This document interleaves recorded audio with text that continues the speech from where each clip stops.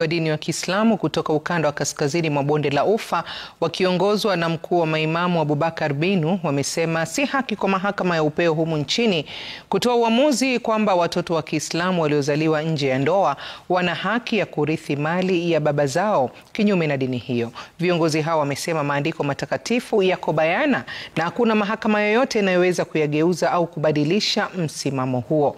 Mwanahabari wetu John Wanyama anazungumza na baadhi yao kwa sasa. Na Mwanahamisi, katika kaunti hii ya Uasin Gishu, jiji la Eldoret, tuko na viongozi hawa wa dini ya Kiislamu ambao wanasema kwamba hayakubaliwi na hawataruhusu. Wako na maoni yao ambao wanasema kwamba mahakama ilifanya makosa kutoa uamuzi huo, na wanasema kwamba iwapo hawatapewa nafasi nyingine ya kuangalia uamuzi huo, basi watalazimika kuandaa maandamano na matakwa yao yaweze kusikizwa kulingana na maandiko matakatifu ya Qur'an. Wako hapa tusikiza wanasema nini. Sheikh Abubakar Bini, siku hii mbona mnasema kwamba uamuzi huu si haki na si sawa?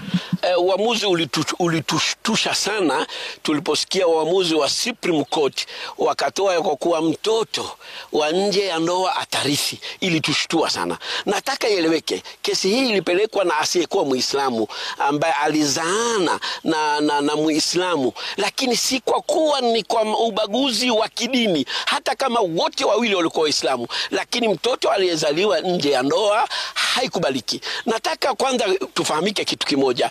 Kanuni hii yetu ya mahakama, hizi ni kanuni. Kanuni haiwezi kubadilisha sharia. Sharia ya Mwenyezi Mungu Subhanahu wa Ta'ala imeweka mfumo kamili wa wirathi. Leo ije kanuni kubadilisha Qur'ani ambayo kwamba imekuwa miaka 1447. Hili halitowezekana. Ombi letu, tunaomba mahakama ya upeo wafanye review, wairudie ili waiangalie, waone kama itakuwa si sawa. Kwa nini tunasema si sawa? Hii itakuwa ni kudhulumu wale waliozaliwa ndani ya ndoa. Watu wanakutana barabarani, wanakutana mambo logico, anapatikana mtoto, kisha mtoto awe na haki. Kutakuwa na vurugu katika taifa letu hili. Na sisi mbeleni, ndugu mtangazaji, kwa station yako hii ya Citizen, tulikuwa tumeomba ya kwa kuwa mahakama ya kadhi iko nusu, tungeomba kuwe na court of appeal.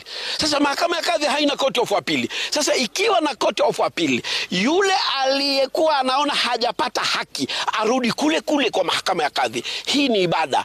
Arudi katika mahakama ya kadhi, aendelee haki yake, ili makadhi, lile jopo la court of appeal waliangalie swala hili. Huyu amefanywa haki ama hakufanywa haki? Mtoto wa nje ya ndoa anarithi ama harithi? Na kama harithi, kwa sababu ni haki yake na binadamu, afanywe nini? Kuna kitu lile jopo linaweza kumwangalia, lakini sio mambo ambayo kwamba inaitwa nini? Inaitwa wirathi. Hili ni jambo ambalo kwamba tunalipinga kwa dhati na kwa nguvu. Ikiwezekana hata ni kuchukua signature ya Waislamu zaidi ya milioni 11 kulipinga hili jambo, tutafanya, lakini hatujafikia hapo. Ili tu tunaomba review ifanywe na bunge letu.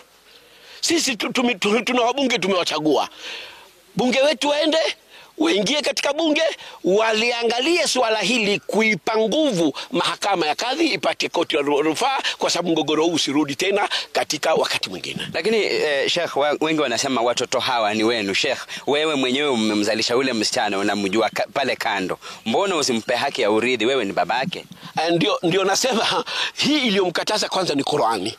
Na Qur'ani ikikataza kitu ama Uislamu ikataza, ina hekima ndani yake. Ndio nikasema kama kutakuwa na mahakama wa apili, kuna vipengele katika Uislamu huwa wanaangalia. Sasa huyu hana kosa lolote, kuna thuluth anaweza pata kulingana na wanavyoni wanavyosema. Lakini haliwezi kuja hili kuwa ikiwa ikitoka hapa inaenda katika mahakama ya kawaida, wanaridhisha sawa. Kisha ndugu mtangazaji, ikiwa kila mtu atapewa haki yake kulingana na haki yake, hii ni ngumu. Mahakama ya kadhi ni kufungisha ndoa. Leo mume na mume waje waseme kwa haki yangu, na mimi nataka niolewe na mwanamume mwenzangu na ni haki yangu, kwa hivyo kadhi uniozeshe. Ni kitu ambacho hakiwezekani. Kwa hivyo hatujekauka haki za mtu yoyote, ila ni sharia, na sharia ya Kiislamu lazima ichungwe. Naam, asante sana mzee. Abdulqadir Sheikh Muhammad, mimi nikisikia hiyo habari nimeasuka sana, kwani hakukuwa kanuni ya Islamu ama sharia ya Islamu ile mtoto ya gambo ama mtoto nje ya ndoa aje arithi ile mwenye bomba hiyo. Unasikia? Kutokana na hiyo sisi tumeasuka. Sisi wazee hivi hatukusikia. Qur'ani ndio tunafuata, hadithi ya Mtume sallallahu alayhi wasallam ndio tunafuata. Hiyo hakuna katika mabangilio yote ya Islamu. Kwa hivyo tukipenda wale walikuwa nafanya hiyo kadhi mahakama juu arudi katika mahakama ya Islamu. Islamu ndio wenye kujua kurithiana ni wapi na wapi, mke gani na haki ya kurithi, mume gani na haki ya kurithi, wazazi gani na haki ya kurithi, mama mtoto ndio yuko haki ya kurithi. Basi Islamu arudi. Islamu iko kwa kitabu tayari. Mwenyezi Mungu anatoa sura kamili ya Qur'ani, naita suratul Nisa. Suratul Nisa, sura ya wanawake. Wanawake wote kwa jumla ana sura yao ya Qur'ani tukufu. Anasema mwanamke atarithi mume yake namna gani, atarithi ndugu yake namna gani, mama mzazi atarithi kijana yake namna gani, baba mzazi atarithi mtoto yake atarithi namna gani.